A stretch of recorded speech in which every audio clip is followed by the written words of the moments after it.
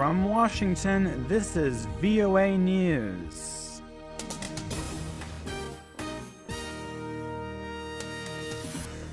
Israel fires missiles at a Gaza tower as it steps up attacks on Palestinian militants.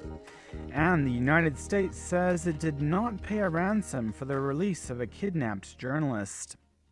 I am Michael Lipin reporting from Washington. Palestinians say Israeli missiles have hit one of the tallest buildings in Gaza, wounding at least 20 people.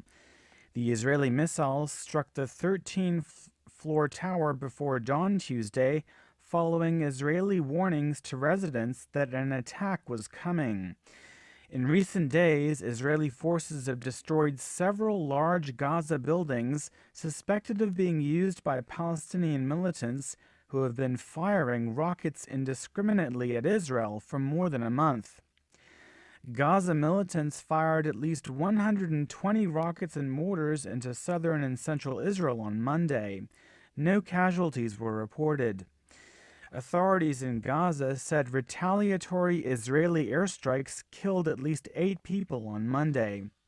In another incident, a rocket launched from Lebanon landed near the northern Israeli town of Kiryat Shmona. Israel fired artillery into southern Lebanon in response. The White House says no ransom was paid to Islamic militants to secure the release of kidnapped American journalist Peter Theo Curtis. Nusra Front militants who had been holding Curtis for almost 2 years freed him on Sunday, handing him to UN peacekeepers in the Syrian-controlled part of the Golan Heights. White House spokesman Ernest said Qatar helped to bring about the release by communicating with the Nusra Front.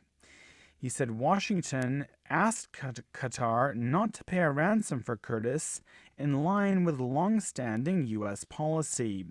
This is VOA. Authorities in China's autonomous southern region of Macau have arrested 5 democracy activists who have been organizing a referendum in favor of electoral reforms. The arrests happened over the weekend. Shannon Van Sant has the latest on the situation in Macau. The referendum was to be a week-long informal poll on the electoral system of the city's chief executive post. Simon Young is Associate Dean in the Faculty of Law at the University of Hong Kong. Although described as a referendum, may well lead to activities that the Chinese government may consider subversive, or maybe even lead to secession. So I think maybe that's explaining the arrest. The referendum was to take place from August 24th to 30th at both online and physical polling stations. Participants were required to give their identification and mobile numbers when voting, and Macau police said this was a violation of local personal data protection law. But Jason Chow, president of the Open Macau Society and one of the 5 detained by police, tells VOA the charges are politically motivated. Shannon Van Sant for VOA News, Beijing. Vietnam is sending a special envoy to China to try to rebuild relations that were badly strained when Beijing deployed an oil rig in the South China Sea waters also claimed by Hanoi. The Vietnamese government says the number 5 ranked official in its powerful Politburo, Le Hong An, will visit the Chinese capital on Tuesday and Wednesday at the invitation of the Chinese government. Thousands of Vietnamese, angered by Beijing's actions in the South China Sea, attacked Chinese workers and Chinese-owned businesses in May. Nigeria's Boko Haram militants say they have taken control of a northern town and annexed it into what they call the group's Islamic State. The Boko Haram statement came in a video released on Sunday showing the group's suspected leader, Abu Bakr Shekau.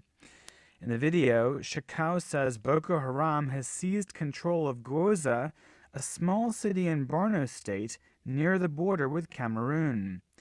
In a statement to VOA, a Nigerian military spokesman denied the claim, saying the sovereignty and territorial integrity of the Nigerian state is still intact.